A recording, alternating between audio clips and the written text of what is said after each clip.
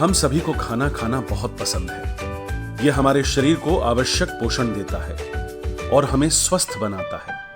लेकिन कभी कभी हम जो खाना खाते हैं उस खाने से हम बीमार पड़ सकते हैं। आप जानते हैं क्यों?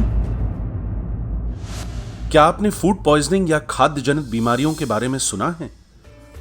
यह हमारे भोजन में होने वाले हानिकारक सूक्ष्म जीवों के कारण होती हैं। ये सूक्ष्म जीव सही तरीके से रख रखाव न करने की वजह से हमारे भोजन में आ सकते हैं। तो हम अपने भोजन में इन सूक्ष्म जीवों के विकास को कैसे रोक सकते हैं? तापमान को नियंत्रण में रखें। 5 डिग्री और 65 डिग्री सेल्सियस के बीच के तापमान में बैक्टीरिया सबसे तेजी से बढ़ता है, यानी यह है खतरे का क्षेत्र। कम तापमान पर भोजन को रखें। कम तापमान से बैक्टीरिया का विकास धीमा हो जाता है। यह भोजन को खराब होने से बचाने में मदद करता है। इसीलिए रेफ्रिजरेटर और फ्रीजर का उपयोग किया जाता है ताकि भोजन को कम तापमान पर रखा जाए, जो बैक्टीरिया के विकास को रोकने में मदद करता है। अधिक तापमान पर भोजन को पकाएं। अक्सर कहा जाता है कि हमेशा ठीक से पका हुआ खाना खाएं या खाना अच्छी तरह से पकाएं। आप जानते हैं क्यों?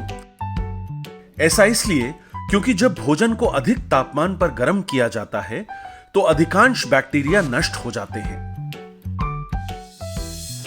ऑक्सीजन निकाल देना। क्या आपने डब्बा बंद खाद्य पदार्थ को देखकर कभी यह सोचा है कि सील बंद डब्बे में भोजन क्यों सुरक्षित रहता है? कैनिंग यानी डब्बा बंद करना भोजन को संभाल कर रखने के तरीकों में से एक है। जब भोजन डब्बा बंद होता है, हवा में मौजूद बैक्टीरिया मर जाते हैं क्योंकि कैनिंग के दौरान ऑक्सीजन को निकाल दिया जाता है। प्रिजर्वेटिव्स। कई रासायनिक प्रिजर्वेटिव्स को अनुमानित मात्रा में ब्रेड, बिस्किट, सॉस, फलों के रस में डाला जाता है ताकि उनकी शेल्फ लाइफ बढ़ाई जा सके और उन्हें माइक्रोबियल खराबी से बचाया जा सके। इसी प्रकार नमक और शक्कर, जो प्राकृतिक प्रिजर्वेटिव्स हैं, इनको अचार और जैम में मिलाकर उन्हें संरक्षित किया जाता है। सभी रासायनिक और प्राकृतिक प्रिजर्वेटिव्स को FSSAI द्वारा निर्धारित मात्रा में मिलाना चाहिए। नमी को कम करना। क्या आपने सोचा है दूध कुछ ही दिनों में खराब क्यों हो जाता है? लेकिन दूध के पाउडर को कई दिनों तक संभाल कर रखा जा सकता है। इसका यह कारण है कि दूध के पाउडर में नमी नहीं होती। माइक्रोबियल विकास के लिए एक महत्वपूर्ण कारण है नमी। इवेपोरेशन यानी वाष्पीकरण या डिहाइड्रेशन यानी निर्जलीकरण द्वारा खाद्य पदार्थों की नमी को कम करने से भोजन की शेल्फ लाइफ बढ़ जाती है।